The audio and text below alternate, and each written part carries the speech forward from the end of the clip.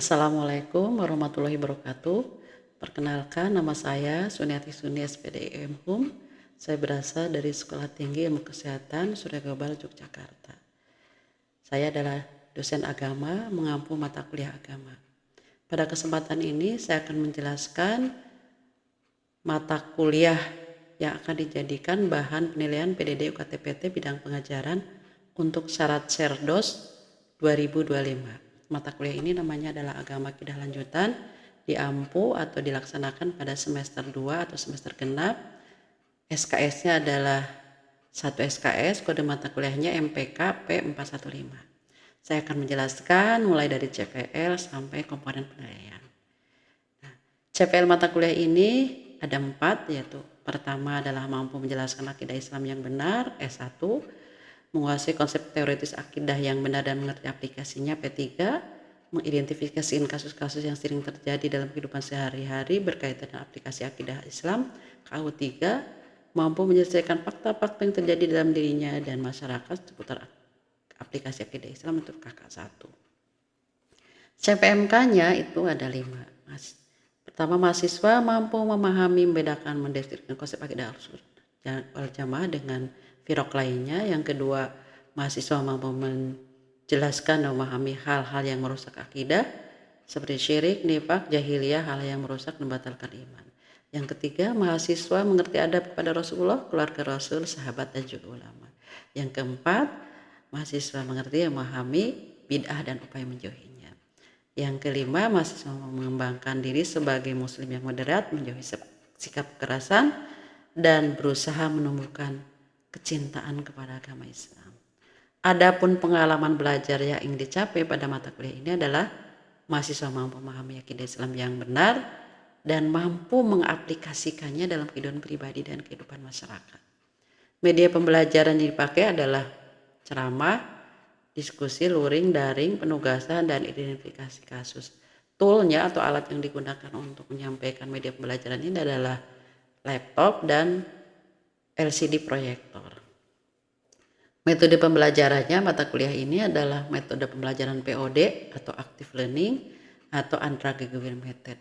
Jadi kita aktif ya, mata Active Learning. Deskripsi singkat mata kuliahnya adalah Agama Akidah Lanjutan, berisi materi-materi untuk menguatkan dan memurnikan akidah Islam, akidah seorang muslim, diantaranya syirik, nifak, jahiliyah, perbuatan yang membatalkan iman, bersikap kepada Rasul SAW, kepada keutamaan Ahlul Bait, kemudian sikap pada sahabat, firaq akidah, kemudian bid'ah dalam akidah, dan loyalitas pada Islam. Adapun sebaran pertemuannya dari pertemuan 1 sampai ke 16 akan saya jabarkan. Pertemuan pertama adalah menjelaskan RPS, kontrak belajar, dan pembentukan kelompok tugas. Kemudian pertemuan kedua membahas materi syirik.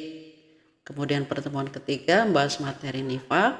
Pertemuan keempat membahas hakikat jahiliyah. Pertemuan kelima membahas perbuatan yang membatalkan dan mengurangi iman. Pertemuan ke-6 adalah sikap itikad kepada Rasulullah SAW. Kemudian yang pertemuan ke-7 adalah materi keutamaan Ahlul Bait. Pertemuan ke-8 adalah UTS. Pertemuan ke-9 adalah sikap pada sahabat radhiyallahu anhu. Pertemuan ke-10 firaq akidah 1, pertemuan ke-11 firaq akidah 2, pertemuan ke-12 memahami bid'ah dalam Islam. Pertemuan ke-13 solusi penyebab dan solusi bid'ah dalam Islam. Pertemuan ke-14 presentasi kasus-kasus bid'ah di masyarakat. Pertemuan ke-15 adalah loyalitas pada Islam, materi loyalitas pada Islam. Pertemuan ke-16 UAS.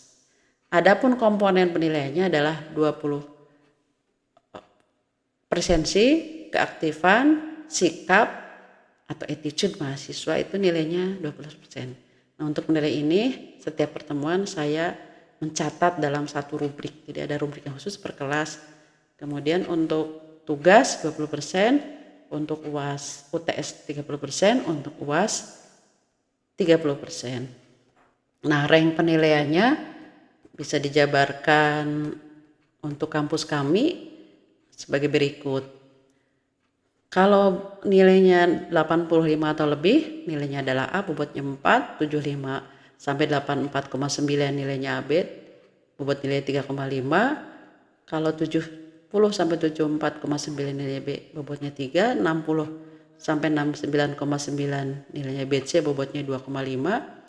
50 sampai 59,9 nilai C, bobot nilai 2, 40 sampai 40,9 nilainya D, bobotnya 1, dan di bawahnya adalah E, 0.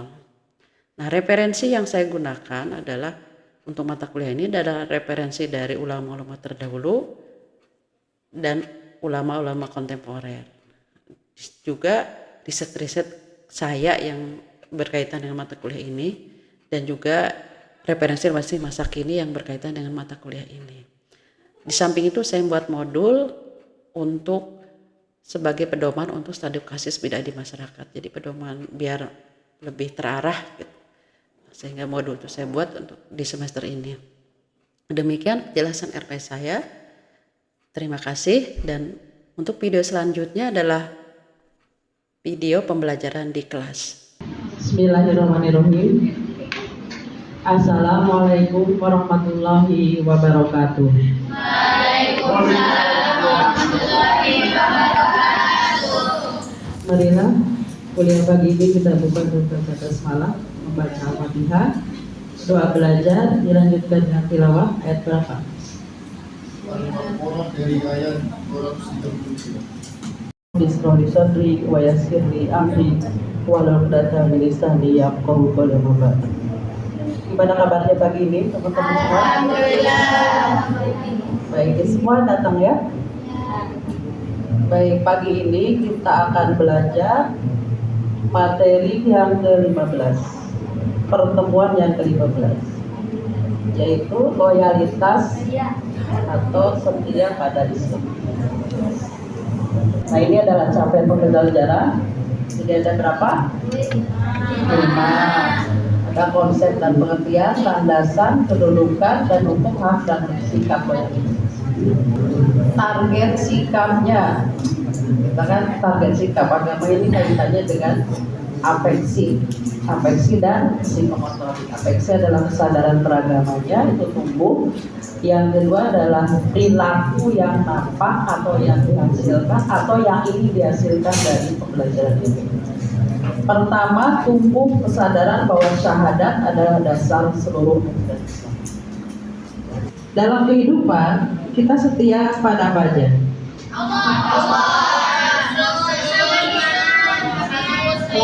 Kelompok mana? Kelompok ya Mbak Fitri. Sudah dibaca, silakan.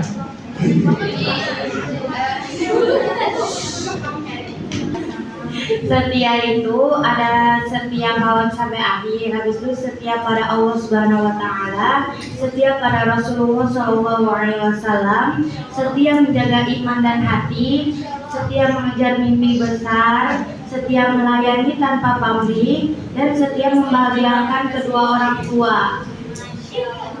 Satu lagi, setia pada syariat Islam dan pada diri sendiri. Mengapa harus setia? Karena setia adalah sifat atau sikap yang menunjukkan kesetiaan, keteguhan, dan tidak berpaling dari sesuatu atau seseorang yang telah dipilih dan dipercayai dalam keadaan sulit maupun senang. Karena setia itu tetap ada walaupun banyak alasan untuk pergi.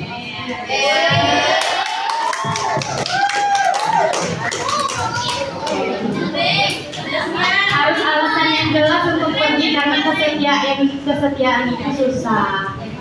Rata-rata orang setia itu langka.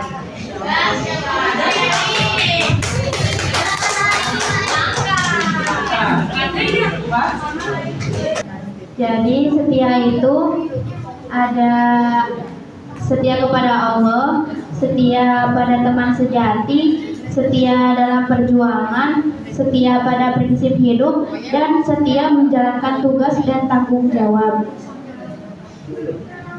Mengapa harus setia? Karena kesetiaan itu menunjukkan bukti kepercayaan, komitmen, dan tanggung jawab. Dalam Islam juga, setia kepada Allah dan Rasul adalah bentuk keimanan dalam kehidupan sehari-hari. Setia juga membuat hubungan menjadi lebih kuat, hidup menjadi lebih bermakna, dan orang yang setia juga dipercaya dan akan dihargai oleh orang lain.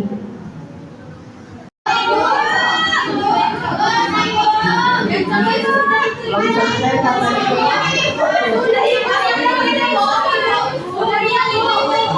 Marah nih Bu. 2 setia pada Rasulullah, 3 setia pada orang tua, 4 setia pada pasangan, 5 setia pada sahabat. Mengapa kita harus setia? Karena sangat penting. Setia membuat bisa dipercaya, saling mendukung, menjadi fondasi hubungan yang kuat, baik dalam hubungan romantis, persahabatan.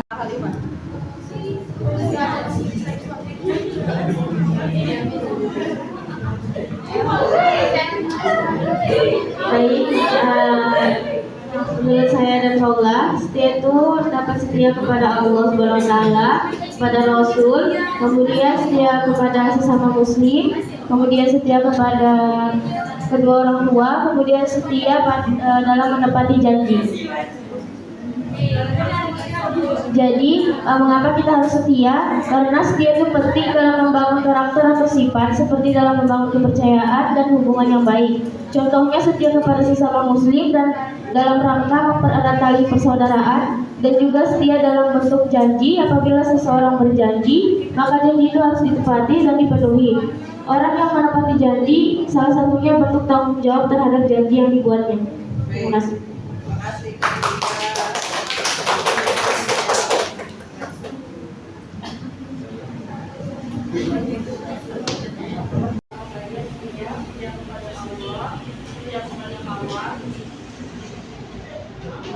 Allah, kawan,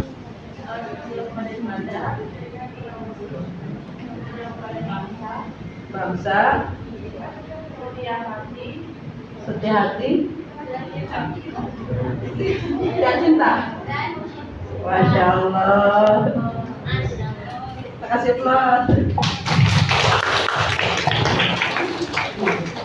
Cinta pada Allah dan Rasulnya dan sama manusia. Nah, mengapa harus setia?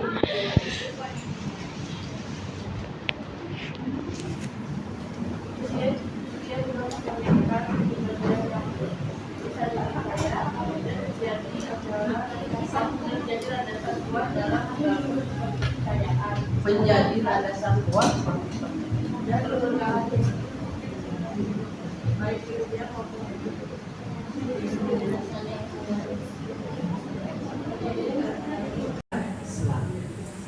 Kita sendiri sudah ada dalam pikiran bahwa saudara kita bahwa loyal kepada Islam sama dengan loyal kepada Allah, sama dengan loyal kepada Rasulullah. Sekarang kita tinggal berjalan memahami konsepnya seperti apa loyalitas itu.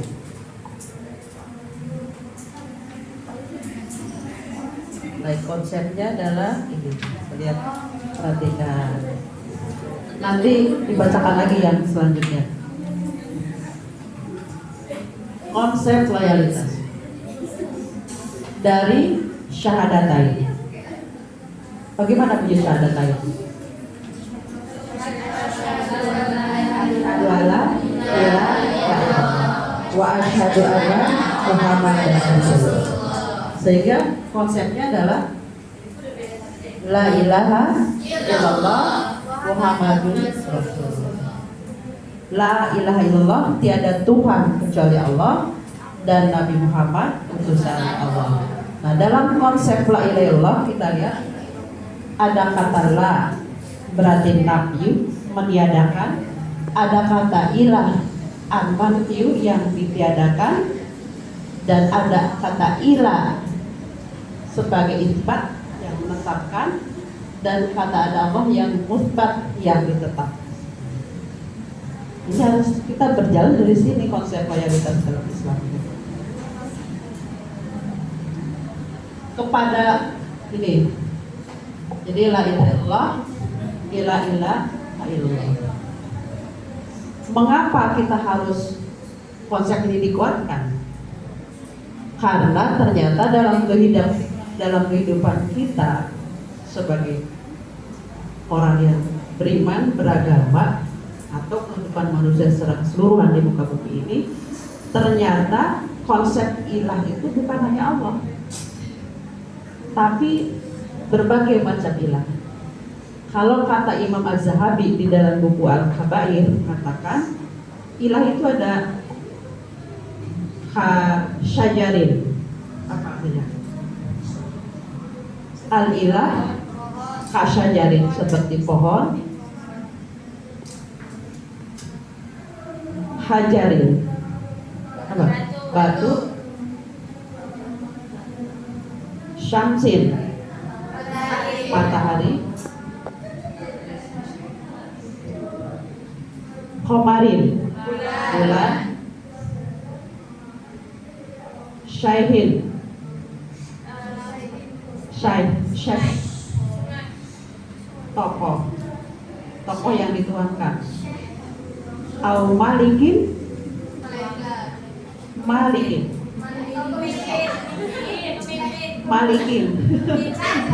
raja. Nah, ada Tuhan yang berbentuk pohon, berbentuk batu, berbentuk matahari, berbentuk bulan, berbentuk tokoh manusia, ada juga raja. Pernah gak nyaksikan kita ada Tuhan pohon? Kalau kita nggak pernah, tapi ada agama animisme dan dinamisme. Mereka sebelum Islam datang ke Nusantara, ya mereka menyembah pohon batu ya. Animisme dan ada juga yang menyembah matahari. Sampai sekarang ada. Contohnya suku Inca di Peru. Di Peru itu masih menyembah matahari. Kemudian ada yang menyembah bulan. Ditemukan ya tengkorak banyak sekali, ternyata untuk persembahan kepada dewa bulan. Kemudian ada tokoh yang dianggap manusia. Pada zaman Nabi Nuh itu ada tokoh namanya Yakut,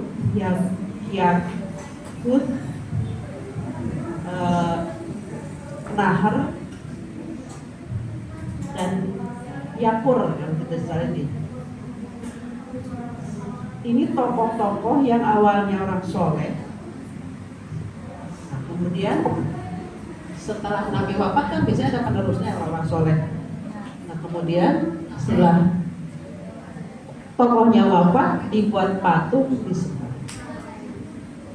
Awalnya mungkin hanya biasa gitu, tapi lama-lama dianggap sebagai Tuhan yang bisa memberikan keberkahan, keberlimpahan, kesusahan pada manusia. Nah, ini adalah ilah-ilah yang ada di muka bumi. Maka bagi orang Muslim ini harus dimanfiu, ditiadakan, dibarok, dilepaskan, dihilangkan. Yang ada adalah Allah Subhanahu wa Ta'ala. Dengan cara apa menghilangkan mereka itu? Dengan cara mengingkari al-kufru, artinya mengingkari. Kemudian al-adawah artinya, Mbak Lili, artinya apa? Al-adawah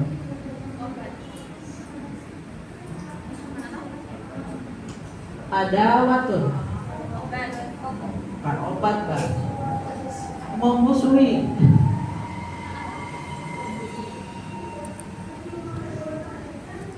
Kemudian mufassalatun, memutus. Al-bughdu, membenci. Nah, ilah-ilah ini harus diingkari, dimusuhi, diputus, dibenci. Kenapa harus seperti ini kerasnya gitu? Ini bahasa keras ya.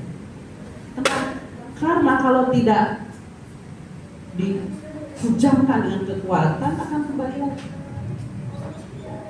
Contohnya Nabi Muhammad dulu ketika beliau hadir di muka bumi, datangnya Islam ini kan untuk awalnya kan ada penyembahan pada berhala kan, ada berhala Manat, berhala Hubal, berhala apalagi ya, itu ada 4 yang terkenal itu. Nah makanya sampai harus pada fase periode tertentu sampai berhala ini dihasilkan dari Ka'bah.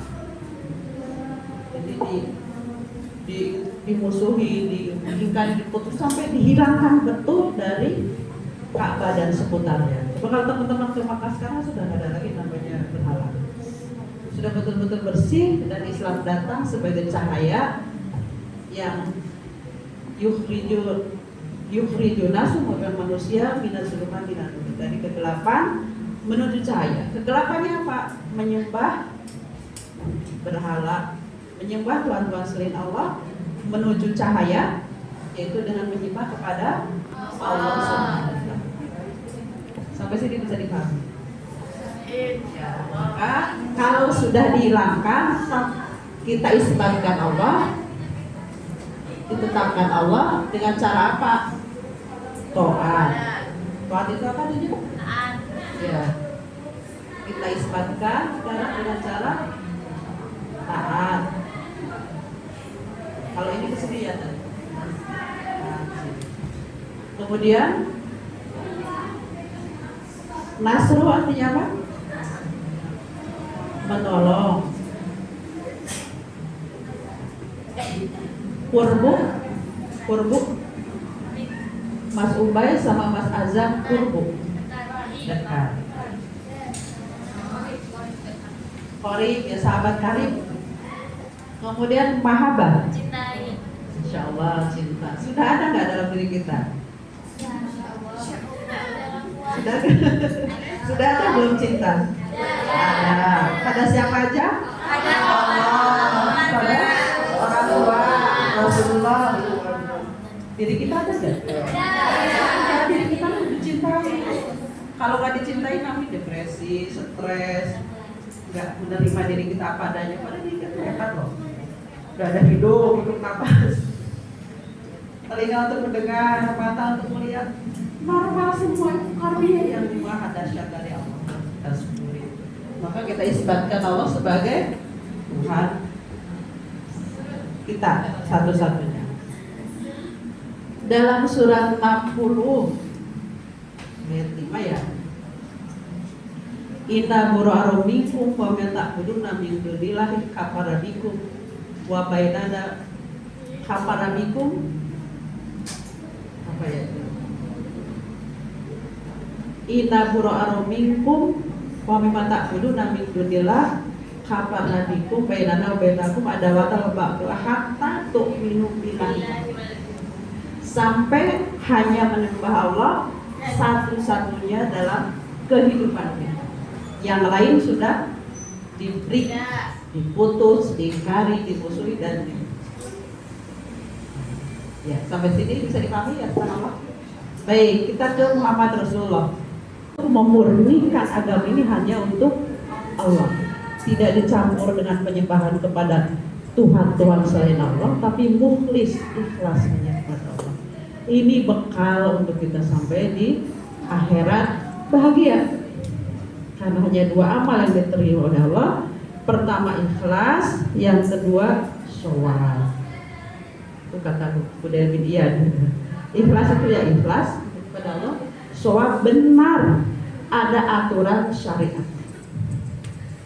Diperintahkan Allah dan dicontohkan oleh Rasul SAW.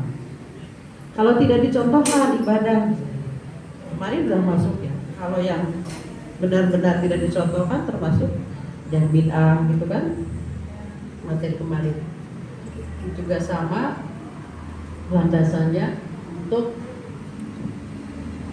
bahwa tidak ada Tuhan kecuali Allah.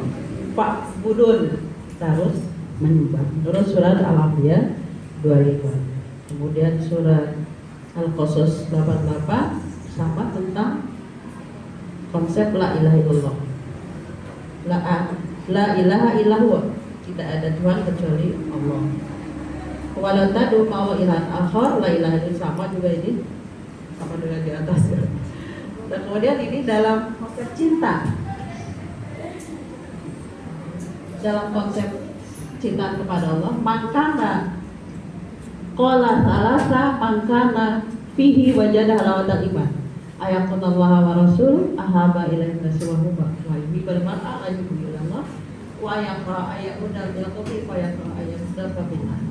Jadi menjadikan Allah dan Rasulnya lebih dicintai daripada yang lainnya. Dan kita membenci kepada kekufuran sebagaimana kita benci untuk dimasukkan ke dalam api neraka. Menurut hadis Bukhari Muslim. Monggo. Ini sempat presentasi, soalnya tinggal 10 menit lagi jam Baik. 4. Baik, kita lanjutkan. Kemudian ini persaudaraan Islam sama landasannya bahwa la yu'minu ahadukum hatta tu'minu billahi kedudukannya adalah pertama merupakan bagian penting bakal syahadat, yang kedua bagian ikatan iman yang paling kuat, faktor utama hati merasakan bersihnya iman, dan variasi besar bagi mencintai Allah. Sudah terjawab di tadi mengapa kita harus setia. Kemudian hukumnya adalah wajib, hukum al-wala bil Islam atau loyalitas pada Islam itu wajib, karena itu implementasi dari syahadat kita. Nah, loyalitasnya pada siapa? Bersyukur pada Allah, Rasul, dan orang beriman. Sudah tertera dalam konsepnya. Kemudian sikap loyalitasnya, apa yang dihasilkan kalau kita loyal? Dalam surat 14 2426 adalah kalimatin toyibatin kasyajaratin toyibatin aslu hazabit atau akarnya kokoh, wa far'uha bis sama, cabangnya menjulang tinggi, hina bintiromiha tu'tiu kulaha hina bintiromiha. Jadi produktivitas tinggi, akarnya kokoh, iman kita akan kokoh, kuat, tidak mudah digoyang gitu. Kemudian cabang julang tinggi, kita itu akan punya seperti apa? Menaungi, teduh lihat. Kalau lihat Kak Paula teduh, Mbak Intan, Mbak Zule, Mbak Putri, Mbak Keke, Mbak Kurnia, Mbak Dasila, Kak Halimah dan sebagainya ya. Baik, ini kita tuh rasanya teduh ya, senang. Semuanya ya, gak bisa satu persatu. Jadi lihat teman-teman semua tuh senang karena sudah punya loyalitas yang kuat pada Islam. Produktivitas tinggi, kita jadi produktif, nggak malesan. Ibadahnya semangat, belajarnya semangat, bekerja semangat, mencapai cita-cita semangat, berbakti pada orang tua semangat, kemudian kepada teman juga baik, gak ada iri, gak ada dengki, gak suka gibahin, tetapi dengan penuh kekuatan untuk saling membangun hubungan, saling mencintai karena Allah. Nah, ini namanya produktivitas tinggi. Baik, bisa dipahami? Tadi kita harus berwala pada siapa? Allah, Rasul, dan orang beriman. Kemudian yang kedudukannya apa tadi? Kedudukannya merupakan hal yang bagian husna syahadah, kata di yang kuat, hati yang bersama dan pada satu sahabat. Ya baik. Nah, alhamdulillah siap untuk loyalitas pada Allah dan Rasulnya.